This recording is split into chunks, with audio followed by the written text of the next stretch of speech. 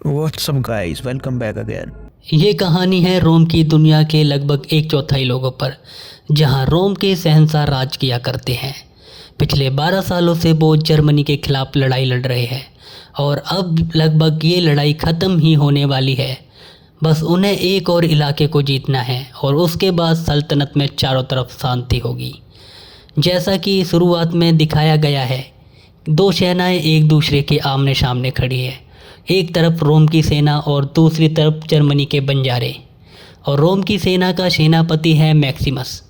ये कहानी मैक्सिमस की है। मैक्सिमस को लोग बहुत पसंद करते हैं और उसके लिए अपनी जान तक दे सकते हैं। और अब दोनों सेनाओं के बीच घमासान युद्ध होता है।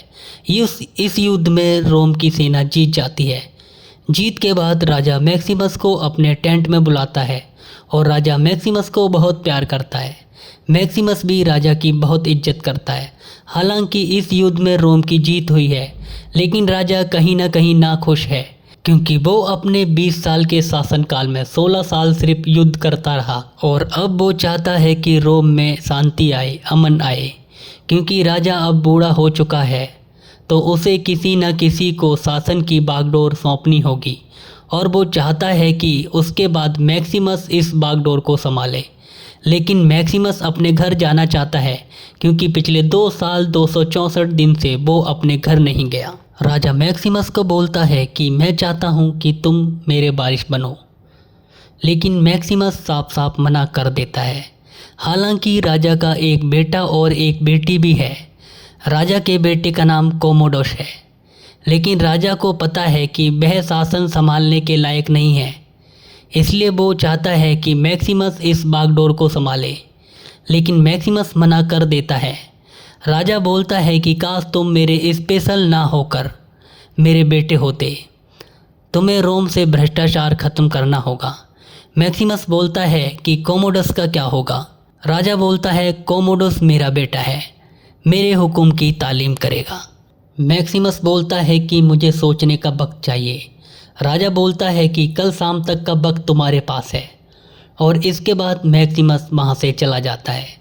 वहाँ से निकलने के बाद मैक्सिमस अपने खेमे में जाता है और अपने सेवक से बोलता है कि शायद अब हम कभी वापस अपने घर ना जा पाएँ। हालांकि मैक्सिमस अपने घर वापस जाना चाहता है और जा भी सकता है, लेकिन वो अब ऐसा इसलिए बोलता है क्योंकि कहीं ना कहीं उसने फैसला कर लिया था कि अब वो रोम की सत्ता की बागडोर संभालेगा। और वहीं दूसरी तरफ ये दिखाया जाता है कि राजा के पास उसका बेटा कोमोडोस आता है और जब राजा उसे ये बताता है कि मैं सत्ता की बागडोर अब मैक्सिमस के हाथ में सौंप रहा हूँ, तो उसका बेटा बोलता है कि एक बार मुझे आपका खत मिला जिसमें कुछ ये बातें लिखी थी: अक्लमंदी, न्याय, शासन और सहनशीलता। और मैं उस खत को देखकर ही समझ गया था कि ये चारों गुण मेरे अंदर नहीं हैं, लेकिन मेरे अंदर एक और चीज़ है और वो है महत्वाकांक्षा। इसके बाद कोमोडोस इमोशनल हो जाता है और वो अपने पिता को मार देता है, क्योंकि वो किसी भी हालत में रोम की सत्ता की बागडोर अपने हाथ में लेना चाहता है। अब जब बादशाह इस दुनिया में नहीं रहे, तो इस बात का पता चलते ही मैक्सिमस आता है। कोमोडोस बोलता है कि हकीम ने कहा है कि उनकी मृत्यु दिल का दौरा पड़ने से हुई है, लेकिन जब मैक्सिमस उन्हें चेक करता है तो समझ जाता है कि इनका खून हुआ है। कोमोडोस बोलता है कि मुझे तुम्हारी ज़रूरत होगी, मेरा हाथ थाम लो। क्योंकि कोमोडोस जानता है कि मैक्सिमस की एक आवाज़ पर पूरी सेना अपनी जान देने के लिए तैयार हो जाती है। लेकिन मैक्सिमस वहाँ से चला जाता है। मैक्सिमस का सेवक बोलता है कि तुम्हें कोमोडोस की बात मान लेनी चाहिए थी। मैक्सिमस बोलता है मान लेनी चाहिए थी, राजा की हत्या हुई है, जल्दी सभी सलाहकारों को बुलाओ। लेकिन तभी वहाँ पर कोमोडोस के लोग आ जाते हैं और वो बोलते हैं कि तुम्हें मारने का हुक्म दिया है। मैक्सिमस समझ जाता है कि अब कुछ नहीं हो सकता। वो बोलता है कि तुम वादा करो कि तुम मेरे परिवार को कुछ नहीं करोगे, लेकिन वो बोलता है कि उनमें से भी कोई नहीं बचेगा। इसके बाद मैक्सिमस के सिर पर जोर से प्रहार करते हैं, जिससे मैक्सिमस बेहोश हो जाता है और वो उसे दूर जंगल में ले जाते हैं ताकि उसे मार सके। मैक्सिमस को मारने वाले होते हैं, लेकिन मैक्सिमस अपने आप को बचा लेता है और उन सबको मार देता है। और अब वो अपने घर वापस जाना चाहता है ताकि वो अपनी पत्नी और अपने बच्चे को बचा सके, लेकिन उसका घर वहाँ से बहुत दूर है। और इसके साथ साथ मैक्सिमस बहुत जख्मी और थका हुआ है, लेकिन वो किसी भी तरह अपने घर तक पहुंच जाता है। और जब अपने घर पहुंचता है तो वो देखता है कि कोमोडोस ने उसके पूरे परिवार को मरवा दिया। इस बात से मैक्सिमस पूरा टूट जाता है और वो अपने परिवार को यानी कि अपने बीवी और बच्चों को दफनाता है और वहीं पर बेहोश हो जाता है। तभी वहाँ पर कुछ लोग आते हैं और वो मैक्सिमस को बंदी बनाकर अपने साथ ले जाते हैं। दरअसल ये वो लोग होते हैं जो जानवरों और इंसानों को बंदी बनाकर बेच देते हैं, और ये मैक्सिमस को एक आदमी को बेचते हैं जिसका नाम होता है प्रोक्सिमो, और यह एक ग्लैडिएटर ट्रेनर है, यानी कि तलवारबाजों को तैयार करता है ताकि उन्हें लड़वा सके। दरअसल यहाँ पे एक तरह के खेल चलते हैं जहाँ पर तलवारबाज आपस में लड़ते हैं और एक दूसरे को मारते हैं और चारों तरफ दर्शक बैठे होते हैं। हालांकि मैक्सिमस इस लड़ाई का हिस्सा नहीं बनना चाहता, लेकिन वो मजबूर है, अगर वो नहीं लड़ेगा तो मारा जाएगा, इसलिए उसे लड़ना पड़ता है। और यहीं पर उसके दो दोस्त भी बन जाते हैं जिनका नाम होता है जूबा और हैगेन। ये दोनों मैक्सिमस के साथ लड़ते हैं और जब इनकी पहली लड़ाई होती है तो प्रोक्सिमो के लोग सबको मार देते हैं और अंत में बस ये 3 लोग बचते हैं, मैक्सिमस प्लस जूबा और हैगेन। वहीं दूसरी तरफ ये देखते हैं कि कोमोडोस राजा बन चुका है, लेकिन उसे प्रजा की कोई चिंता नहीं है। जब उसके सलाहकार उसे बताते हैं कि प्रजा में महामारी फैल रही है, उसके लिए हमें कुछ करना चाहिए, तो वो उस तरफ ध्यान नहीं देता, बल्कि प्रजा का ध्यान भटकाने के लिए वो कहता है कि मैं खेलों का आयोजन करूँगा। कोमोडोस को कोई पसंद नहीं करता, ना प्रजा ना उसके सलाहकार, और इस बात से कोमोडोस को बहुत तकलीफ़ होती है। लेकिन कहीं ना कहीं इसका कारण वो खुद होता है, क्योंकि ना तो वो एक अच्छा इंसान होता है, ना ही एक अच्छा राजा। और अब जिन खेलों का वो आयोजन करना चाहता है, उन खेलों को उसके पिता ने कई सालों पहले बंद करवा दिया था, क्योंकि वो एक रहमदिल राजा थे और वो किसी भी तरह के खूनी खेल को नहीं चलने देना चाहते थे। और ये वही खेल होता है जिसका अभी एक बहुत बड़ा हिस्सा मैक्सिमस भी है, यानी खून का खेल। वहीं दूसरी तरफ मैक्सिमस अब तक बहुत सारी लड़ाइयाँ लड़ चुका है और जीत भी चुका है, और वो काफ़ी फेमस भी हो गया है। और जब प्रोक्सिमो, जिसके लिए मैक्सिमस लड़ता है, यानी कि मैक्सिमस जिसका गुलाम है, उसको ये पता चलता है कि शाही खेलों का ऐलान हो चुका है, तो मैक्सिमस को अपने पास बुलाता है और वो कहता है कि शाही खेलों का ऐलान हो चुका है और हम सब वहाँ जाएंगे। तुम्हें पता नहीं है कि शाही मैदान में लड़ना कितनी शान की बात है, और हम सब वहाँ जाएंगे। ये एक बहुत ही शानदार आयोजन होगा, तुम्हें कम से कम 50,000 लोग देखेंगे, और जब तुम जीतोगे तो वो तुम्हारी वाहवाही करेंगे। तुम्हें ऐसा लगेगा कि तुम उस मैदान के शहंशाह हो। मैक्सिमस बोलता है, क्या तुम भी कभी तलवारबाज थे? हाँ, मैं भी तलवारबाज था। मैक्सिमस बोलता है कि तुम्हें आज़ादी कैसे मिली? इसके बाद प्रोक्सिमो एक तलवार दिखाता है जो कि लकड़ी की होती है। वो कहता है कि यह तलवार मुझे शहंशाह ने दी थी और ये मेरी आज़ादी है। लोग मुझे पसंद करते थे, इसलिए नहीं क्योंकि मैं बहुत जल्दी लोगों को मारता था, इसलिए क्योंकि मुझे लोगों का दिल जीतना आता था। इसके बाद मैक्सिमस बोलता है कि मैं भी शहंशाह के सामने खड़ा होना चाहता हूँ। प्रोक्सिमो नहीं जानता कि मैक्सिमस शहंशाह को जानता है। वो कहता है, ठीक है, लेकिन पहले तुम्हें लोगों का दिल जीतना सीखना होगा। वो कहता है कि मैं ऐसा ही करूँगा, मैं लोगों का दिल जीत लूँगा। और इसके बाद वो सारे के सारे रोम पहुँच जाते हैं। वहाँ पर जहाँ पर इन खेलों का आयोजन होना है, वहाँ पर एक बहुत बड़ा स्टेडियम होता है जहाँ पर 50,000 से भी ज़्यादा लोग बैठ सकते हैं। वहीं दूसरी तरफ ये देखा जाता है कि कोमोडोस अब राजा तो बन चुका है, लेकिन वो परेशान है क्योंकि उसकी प्रजा उससे प्यार नहीं करती। उसकी बहन और उसकी बहन का बेटा उसके साथ रहते हैं। उसकी बहन को कोमोडोस से डर लगता है क्योंकि उसका बेटा राजगद्दी का वारिस है और डर लगता है कि कहीं उसका भाई कोमोडोस उसको मार ना दे, जैसे उसके पिता को मारा था। उसकी बहन उन लोगों से मिलती है जो रोम का और प्रजा का हित चाहते हैं, जो उसके पिता के सलाहकार थे। उसकी बहन बोलती है कि कोमोडोस को मारना होगा, नहीं तो वह हमारी प्रजा के लिए और मेरे बेटे के लिए बहुत बड़ा खतरा है। लेकिन वो मना कर देते हैं। वो बोलते हैं कि जब तक प्रजा उसे चाहती है, यानी कि उसमें से अभी भी बहुत सारे लोग होते हैं जो इत्तेफाक रखते हैं। वो बोलते हैं कि अभी ये सही वक्त नहीं है। एक वक्त आएगा जब उससे पूरी प्रजा नफरत करने लगेगी और तब हम हमला करेंगे और वो सही वक्त होगा कोमोडोस को मारने का। और अब वो दिन आ जाता है जिस दिन मुकाबला होना है। मैक्सिमस अपने साथियों के साथ रोम के शानदार मैदान में होता है और चारों तरफ हजारों लोग होते हैं, और जिन लोगों से मैक्सिमस और उसके लोगों का मुकाबला होना होता है वो सारे के सारे रथों में होते हैं। उनके पास तीर कमान होते हैं और उनके रथों में लंबे लंबे कीले लगे होते हैं ताकि मैक्सिमस और उसके लोग उनके रथों के करीब ना आ पाएं।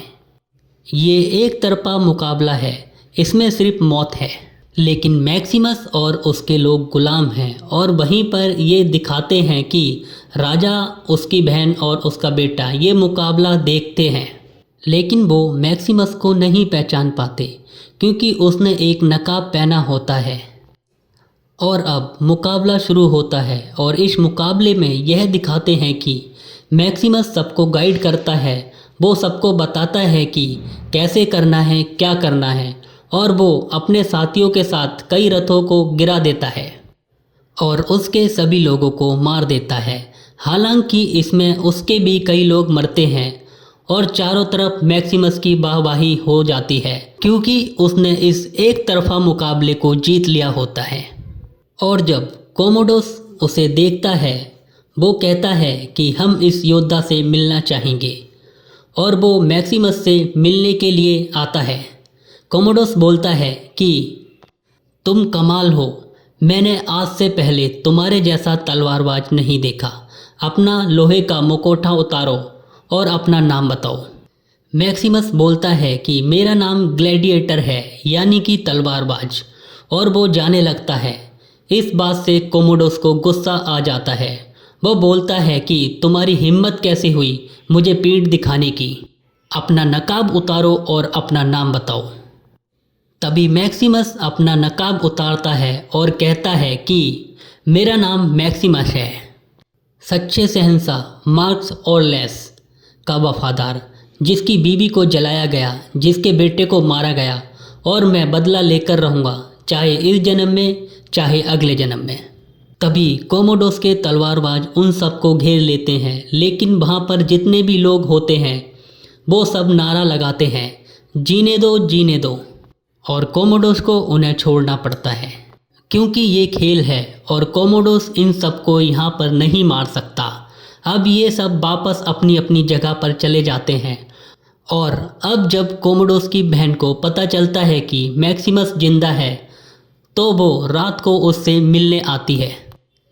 एक वक्त था जब कोमोडोस की बहन मैक्सिमस से प्यार करती थी और आज भी कहीं ना कहीं वो उससे प्यार करती है। और जब वो मैक्सिमस के सामने आती है तो मैक्सिमस को बहुत गुस्सा आता है।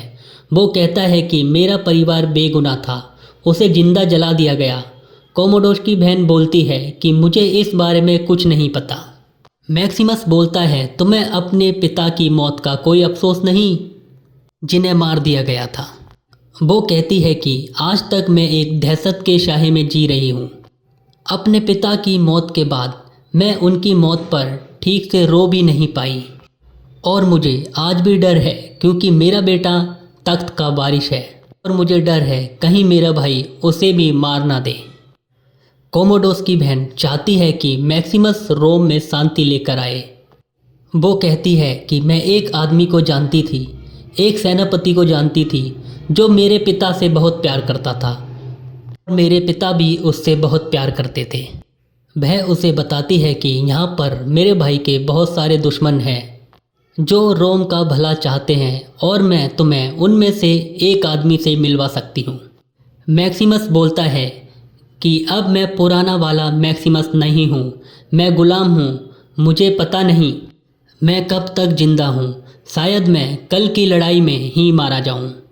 कोमोडोस की बहन बोलती है कि तुम मेरी मदद करना स्वीकार कर लो।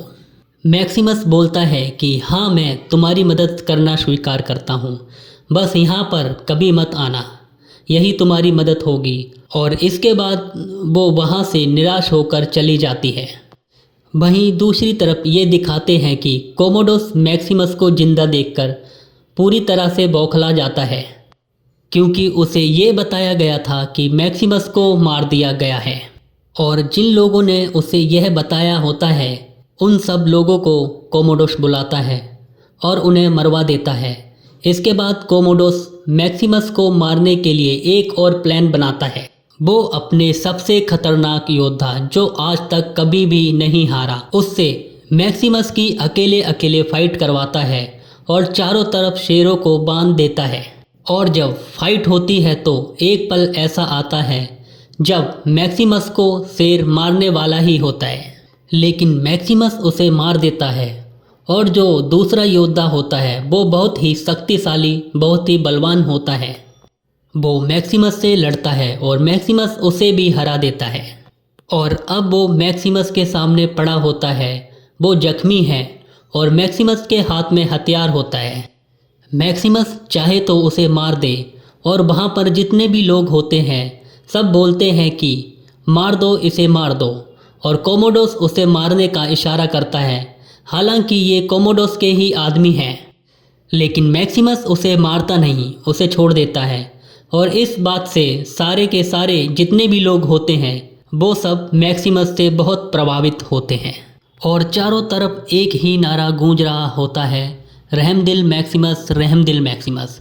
और इस बात से कोमोडोस को बहुत तकलीफ़ होती है। और जब मैक्सिमस बाहर निकल रहा होता है तो वहाँ उसका एक पुराना सेवक मिलता है। मैक्सिमस बोलता है कि मेरी फ़ौज कहाँ है? वो कहता है कि ऑस्ट्रेलिया में। मैक्सिमस कहता है कि उन्हें बताना मैं ज़िंदा हूँ और वो लोग मुझसे आकर मिलें। और इसके बाद मैक्सिमस आगे चला जाता है, क्योंकि वो उससे ज़्यादा देर तक बात नहीं कर सकता, क्योंकि वो गुलाम है। लेकिन चारों तरफ एक ही नारा गूंज रहा होता है, मैक्सिमस रहमदिल, मैक्सिमस रहमदिल।